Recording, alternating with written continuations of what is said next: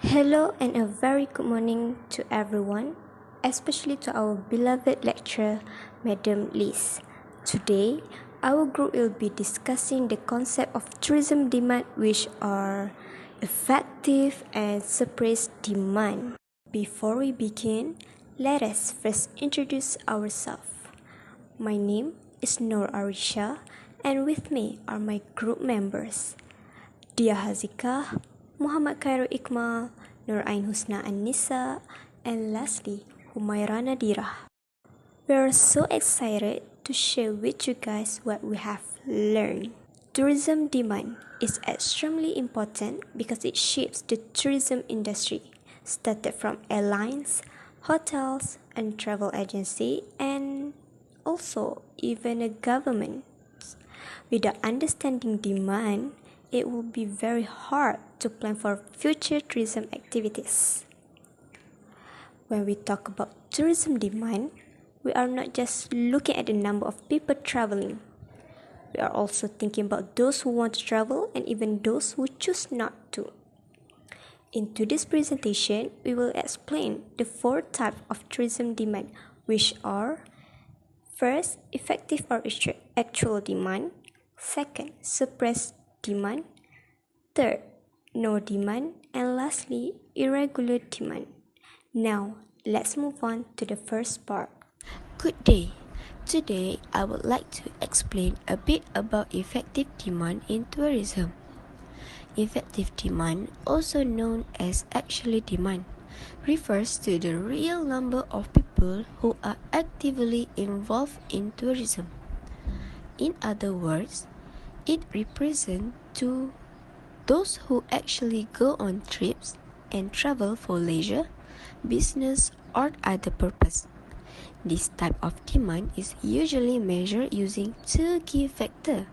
The first key is travel propensity, which means how likely or willing someone into the travel.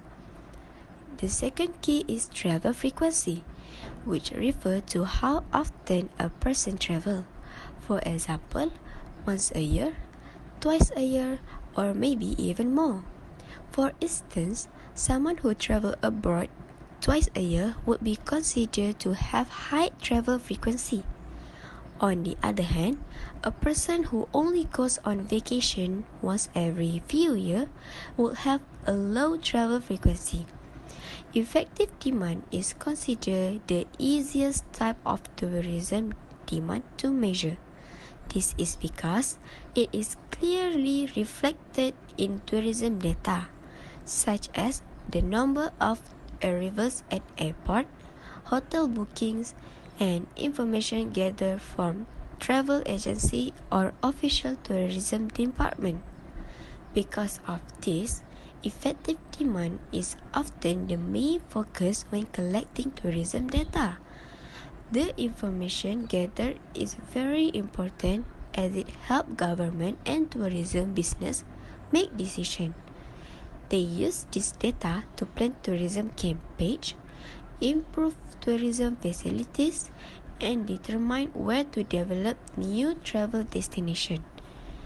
Finally, effective demand helps us understand who is traveling, how often they travel, and how they contribute to the tourism industry.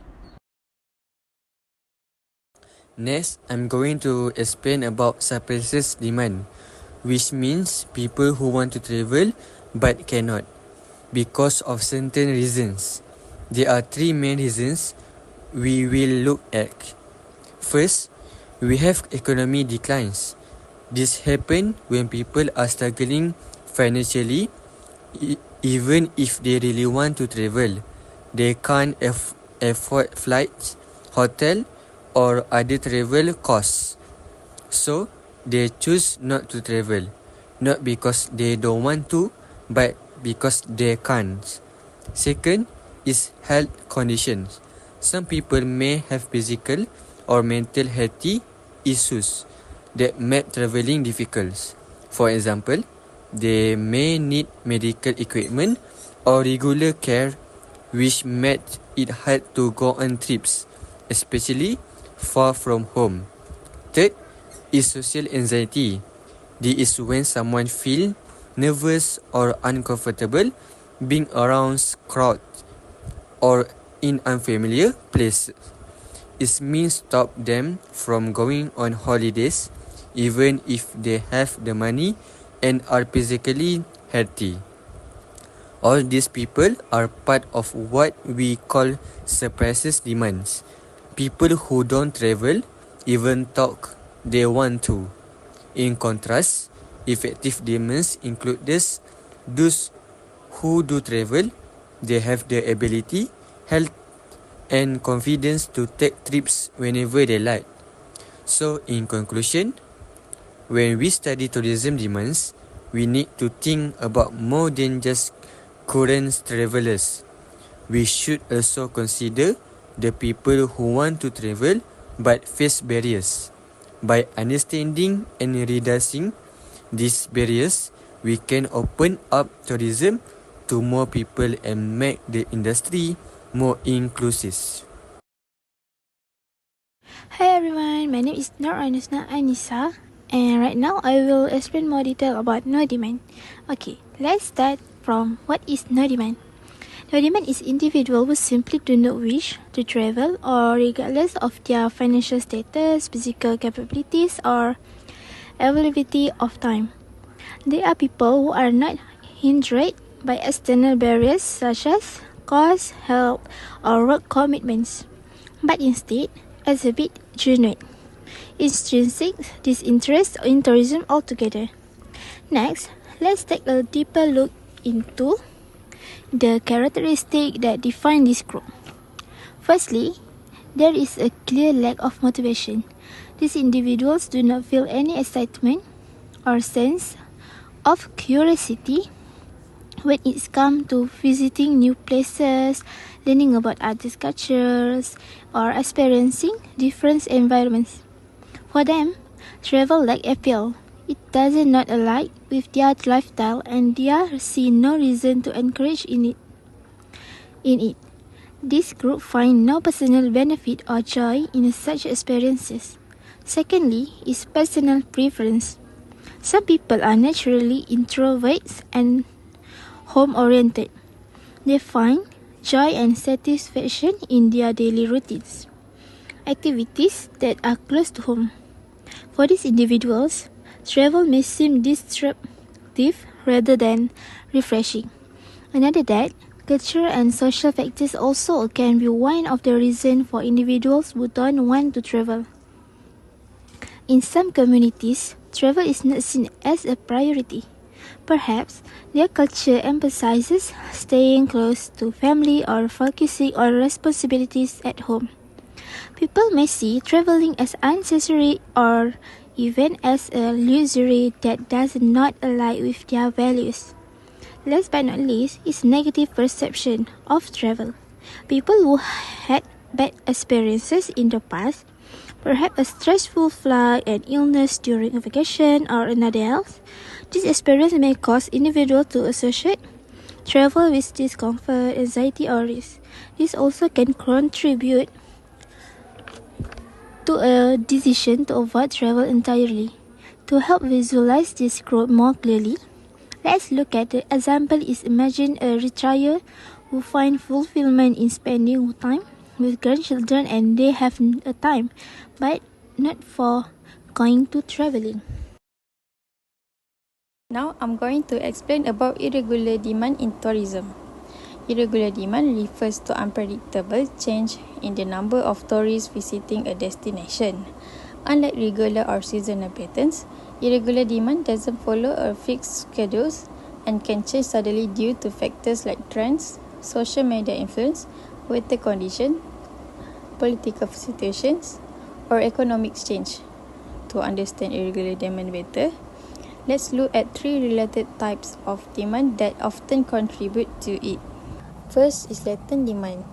This is when someone wants to travel, but they can't because of personal limitations, like not having enough money, limited time due to work or studies, or health concerns. For example, many young adults dream of traveling to Europe, but they might postpone it until they save enough. The intention is there, but it hasn't become actual travel yet. The second one, we have induced demand.